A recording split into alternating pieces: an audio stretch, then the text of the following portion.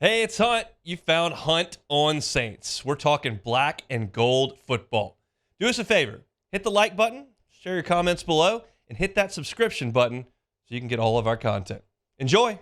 Head out to the Gym's Firearms Hotline right now. Mike Kaye covers the Carolina Panthers for the Charlotte Observer. Mike, thanks for the time. How are you? I'm doing well. Thanks for having me. Absolutely. It is our pleasure. I generally like to start things this way. A vibe check on the Panthers organization. Usually, when you get the first pick in the draft with a quarterback, you've had a disastrous season. Last year wasn't a disaster for the Panthers. They won 7 games. They spent some money in the offseason, and now they've got, hopefully, a franchise quarterback. So what is the thought in terms of the energy around the franchise here in year one under Frank Reich? I think there's, tepid optimism, but that's also leading, I think fans kind of have seen what's happened over the last few years, and that's kind of waned some interest. I think this is a team that is rebuilding, but they've kind of marketed themselves as a team that's ready to compete in a wide open division, and I don't know if I necessarily agree with that. I think this is a team that has a rookie quarterback, has almost completely new staff, more than 24 more than 24 new faces on this team. Oh, and by the way, they have a defensive scheme change. So there's a lot of things in motion, a lot of things that need to be kind of ironed out. And I think early on, at least in week one, you kind of saw that. A lot of folks down here in South Louisiana very familiar with Bryce Young from his college days. What did you make of his debut? I thought he made 2 pretty major mistakes. Obviously, those 2 interceptions against Atlanta. But you also have to kind of praise the work on the other side. I think the Falcons have a very forward-built defense. I think he looked like a rookie. I mean, really, his wide receivers didn't help him out very much. I thought his decision-making, for the most part, was good outside of those 2 plays by Jesse Bates. But I think overall, it was kind of like a middling performance for Bryce Young. Talk about his offensive line. I know they're dealing with an injury in the interior there, but is that a group that's poised to take care of him this year? Well, during the preseason, they left a lot of dread and woe kind of in their wake. This past game, they did bounce back pretty well. I thought they were phenomenal in pass protection the first 3 quarters, and then when the score got out of hand, they kind of eventually cracked. But Bradley Bozeman at center, he's returning after he's now in his 2nd year with this team, working under James Campen. I think he's done a really nice job over the last week, kind of instilling himself as the leader of that offensive line. Taylor Moton's pretty consistent at right tackle. Ike Iguanu had a really nice performance this past week. And then they lost left guard Brady Christensen to a biceps injury. He'll be replaced by probably either Justin McCray, Cade Mays, or rookie Nash Jensen. My money is on Cade Mays at this point. They also have 4th-round pick Chandler Zavala at right guard, with Austin Corbett, who tore his ACL against the Saints in the season finale last year, still on the PUP list. So there's at guard, there's not a lot to kind of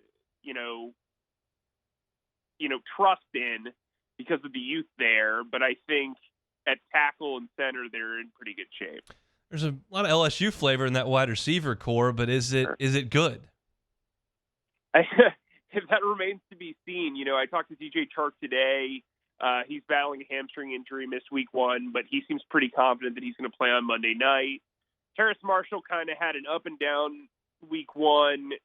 There were some miscommunications. He did have a couple of nice catches, but he's a guy who's always been kind of inconsistent and has kind of failed to play to his size. They really need him to play to his size and his speed moving forward, because if not, they don't really have a lot of speed on the outside without Chark and Terrace Marshall. Adam Thielen, again, an up-and-down debut. Jonathan Mingo, the rookie 2nd-round pick, he's developing, but I don't think he's a guy you can kind of call a go-to target at this point. I've got a tip for Frank Reich if you've got his number or something. If Terrace Marshall really comes alive, you put Jamar Chase on one side and Justin Jefferson on the other, and then you put Terrace Marshall right in there in the slot. He really comes alive if they can make that happen. Yeah, that's been historically proven. Let's talk about the Panthers defense. J.C. Horn out. How big a deal is that? Massive.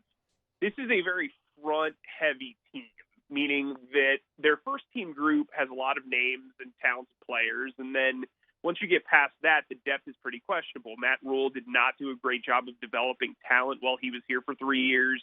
The front office has had some misses in the draft.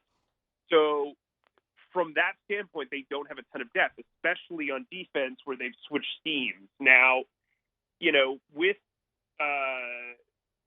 with J.C. Horn out, they'll rely on C.J. Henderson opposite Dante Jackson, another LSU alum. They also have Troy Hill, a veteran who they've brought in, who's worked under Ejiro Evero out in Los Angeles. They brought in Sam Webb, who they just signed off the practice squad from the Raiders, and they claimed Deshaun Jameson, who is a New Orleans native who played at Texas and played for San Francisco this offseason. So they've got two young guys as depth pieces, but they're kind of shuffling things in the starting lineup. Panthers certainly handled the Saints a couple times last year. If they're going to get that done on Monday night, what are the most important one or two things? Well, they have to run the ball effectively. I think they need to take a lot of pressure off of Bryce Young. Bryce Young also needs to target wide receivers down the field, and those guys need to get open and catch passes. But most importantly, the defense needs to stop the run. They did not do that effectively. The Falcons kind of had to adjust their game plan after the front seven wrecked them in the passing game, and so they went to basically nothing but runs and run adjacent passes. So the Falcons were able to kind of make the difference up with those 3 turnovers last week, and then run the ball down the Panthers' throats. So if the Saints are running the ball effectively, the Panthers are probably losing. What kind of environment do you expect? It's a home opener, Monday Night Football, new quarterback? Well, I think the fan base is pretty stoked about a primetime game.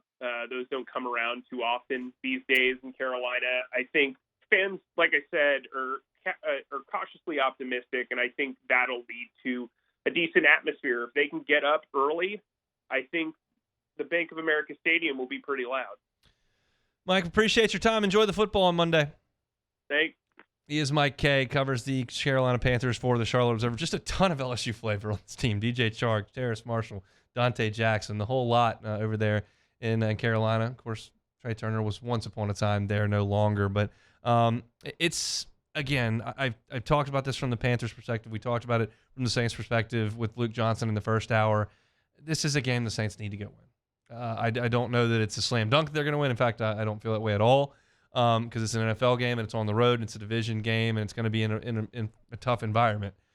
And the Saints just got out of their home game by the skin of their teeth. But if you want to be the team that I think the Saints can be, and I think the Saints can be an 11-6 type team, and that'll be plenty. I think they can be a 12-5 team. This is one you need to go get.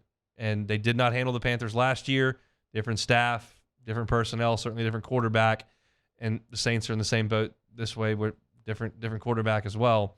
They need to go win this game. And I've heard now from Mike Kaye, who covers them for the Charlotte Observer. I heard Matt on with the host of Locked On Panthers yesterday. You can catch that one on demand if you want to go listen to that as well. And neither guy spoke very glowingly about this Panthers team. And, they could, because of the fact that it wasn't a broken organization last year. They have gone out and spent some money in free agency, but the injury bug's biting him a little bit, and you're talking about a rookie quarterback who did turn the ball over twice last weekend in Bryce Young, who turned it over twice against the Falcons. You're missing your guard. You're missing J.C. Horn out wide. The Saints need to go take care of business.